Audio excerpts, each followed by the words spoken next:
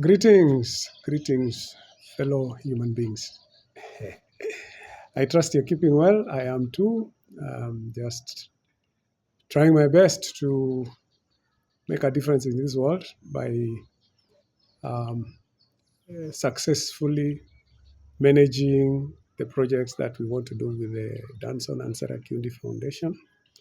And that's why you've seen I keep on invading your digital space to try to ask you to help me and the fellow trustees to raise some money so that we can do the projects that we have said on our website, which are basically uh, two: education and fight against cancer.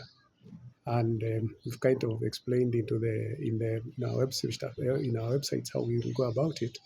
So this is to just to explain how we are trying to raise funds. We've done a direct Mchanga appeal where you go to the website and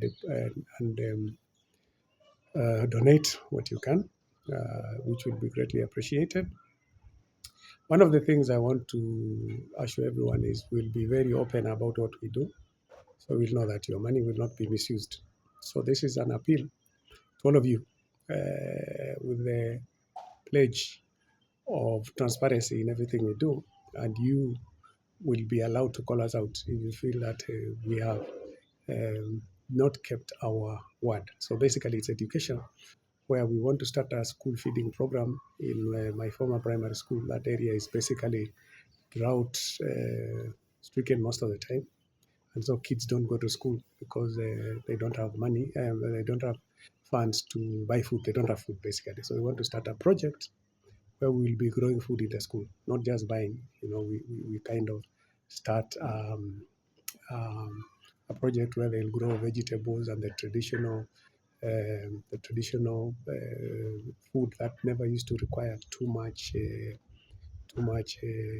rain, because things like sorghum, wimbi. What is wimbi called in English? The things which are for dry areas. I think what happened is eventually we all turned to maize, which requires a lot of rain, and of course the modern maize. There was that one, an old one also, before Katumani came, before hybrids and whatever they are called came. We had maize that was quite resistant, required very little rain. But now, generally, there's always a crop failure. So we plan to make a small difference in that one and hope that other people around there are going to copy that and then make a difference all over the whole place. So that is one. Two is to give scholarships to kids who go to certain schools, to good schools, to high school, uh, so that we will give them a chance in life. The third one is basically cancer advocacy, where we have approached and planned to work with the county health department so that we can be making frequent, what are they called?